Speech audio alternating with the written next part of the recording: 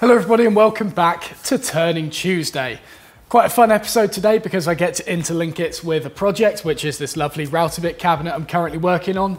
At the moment, it's lacking two little handles, which I thought would be a good opportunity to make something on the lathe and practice making two things look exactly the same because I'm absolutely terrible at it. So let's get going.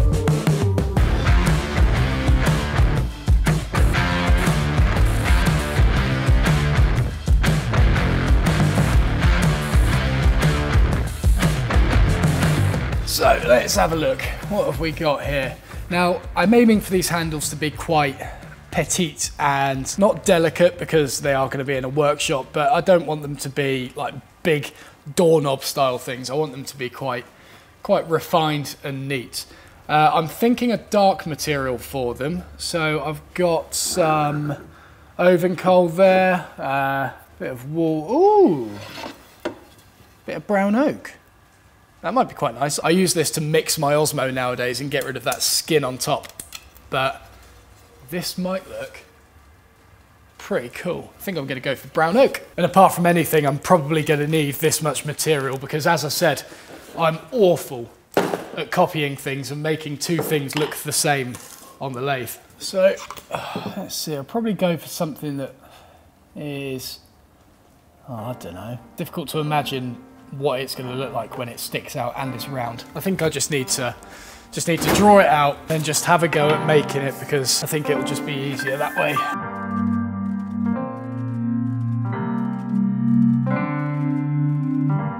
Okay, so of all the ones I've just drawn, I actually quite like the look of the first one. It's sort of like got these cool internal sweeping curves and then an external one, internal again.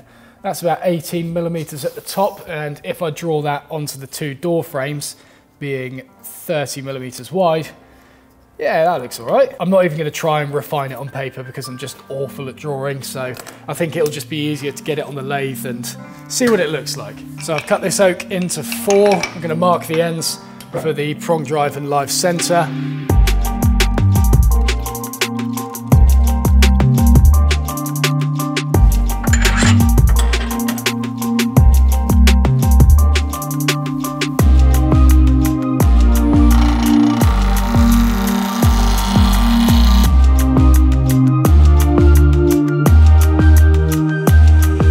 Okay, so step number 1, I think, is going to be to get the diameter of this down to 18 millimeters consistently across the entire thing, because not only am I bad at making things look the same in terms of copying them, but getting things to a similar or to an identical diameter across an entire spindle, I'm not very good at that either. I am going to set in fact, no, I'm not going to do these. I don't want to use them. These ones, let's use these instead. So my plan is to use these while using a parting tool on this side and do like a few checkpoints along the whole spindle so that as I take down the material, I've got like a definite point in each place that tells me, stop, don't go any further.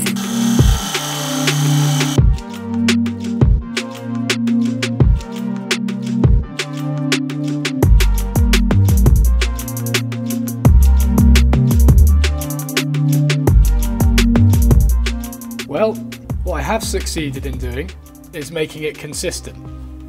What I haven't succeeded in doing is making it 18 millimeters.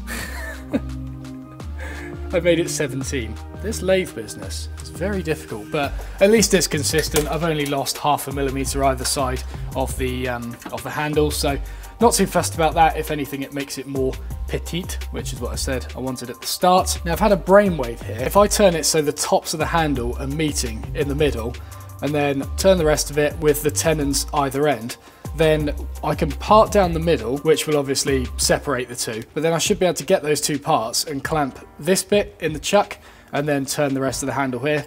Once that's done, part it off and then take this bit, flip it around, put that in the chuck, finish up the end, part it off, and then I should have two handles out of one bit of material, which, as I've just checked, is exactly the same diameter. And I guess by having them next to each other on the lathe, it should be easier for me to get them consistent because it will be like a mirror sort of thing.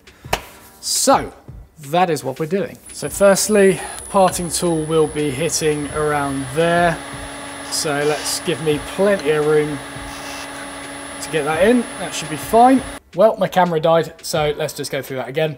So I've got 3 divisions. That's where the middle thingy's going. That's where one tenon's going, and then that is where the other tenon is going. And then the little boundaries and stuff just lets me see roughly where I need to shape. I explained it much better earlier, but apparently I was just talking to myself because the camera was dead. I am going to start by making the tenons. Not going to take them down to their final diameter because I want to retain some sort of strength there, but by taking away that material in the middle as well, it means that I've got a little bit more room to kind of shape the rest of the handle without being restricted by, you know, the surrounding material. So that's what I'm going to begin with.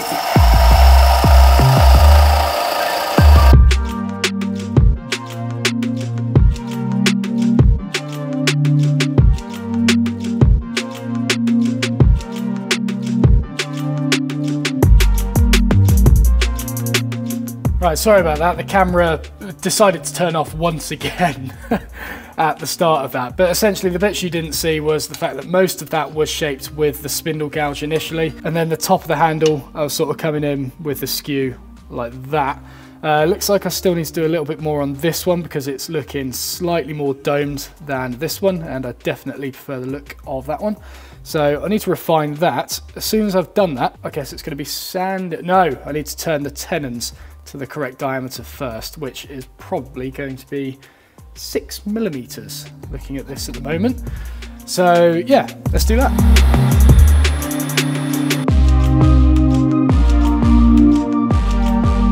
Okay, I've chosen to make the tenons 8mm instead because that still leaves me enough shoulder to hide the tenon, and it's less chance of it snapping when I'm putting it in. So what I did on this one here was slightly undercut the shoulder with the skew, and I'm going to do the same on here.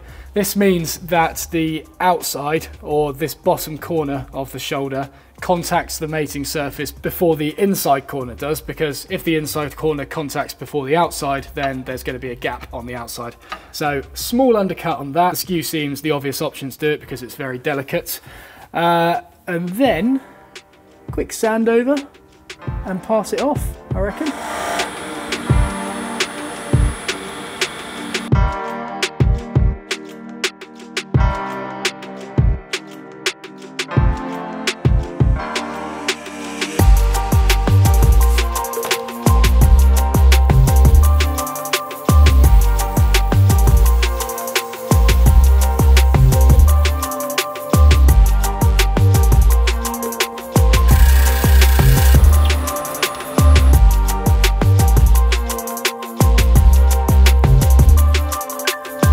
So ignore the different heights, that's just because the tenon at the bottom is slightly larger on this one than this one.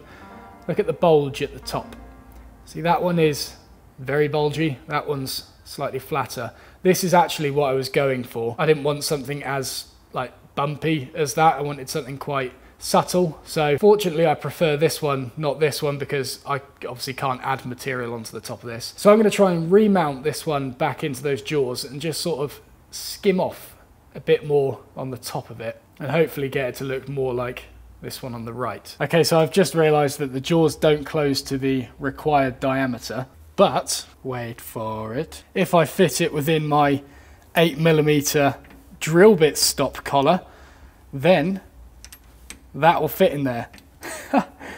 That is the most ingenious thing I've ever thought of. Like, seriously, how clever is that? Awesome. There we go. Right. Shaping, let the shaping commence.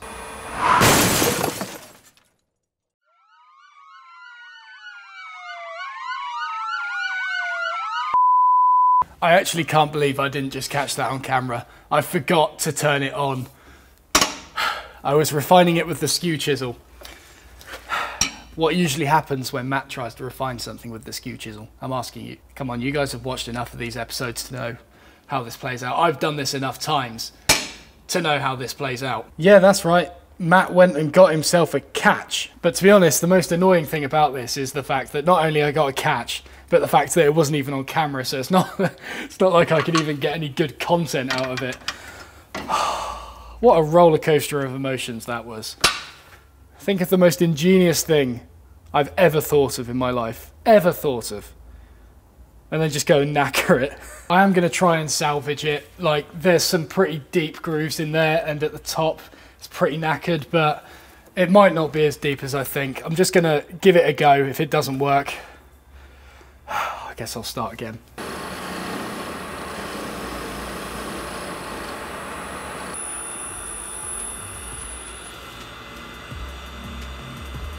No, that's just knackered. Well, here we are at the start again. Let's just do the mother of all time lapses to get this done. Hey, at least you'll actually get to see me shape it this time without me turning off the camera, hopefully. Is it on? Yes, the camera's on now. Cool, right.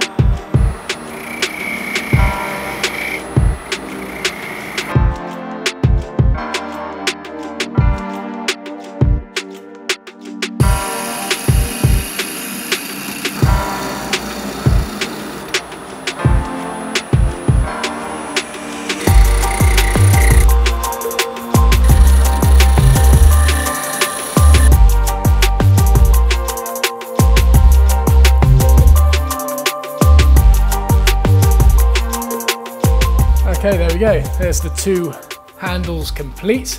Again, ignore the height difference in the two. You can see that this one is slightly taller.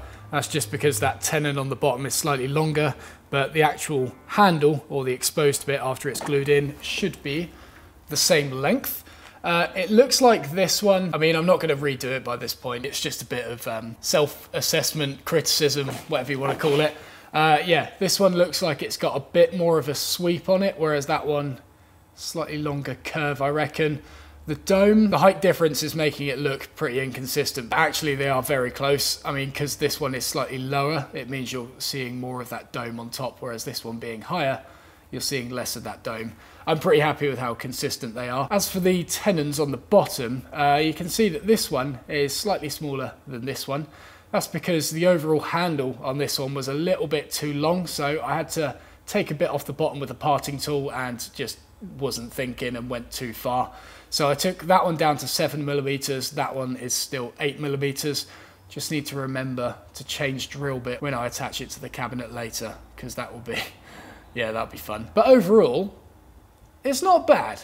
It's not bad, I'm okay with that. But perhaps my favourite thing about these is the fact that we have got book-matched end grain going on.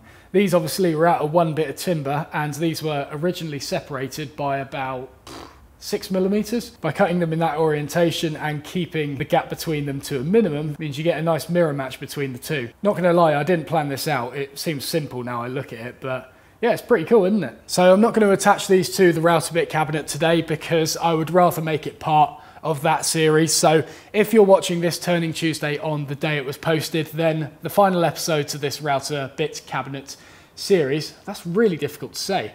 The final episode will be posted in a couple of days' time. If you're watching this in the future, then you will find a link in the description where you can watch this being made and watch these beautiful little things being attached. So as always, thank you very much for watching, really appreciate it. If you liked the video, don't forget to press the like button, subscribe if you haven't already, and I'll see you in the next video.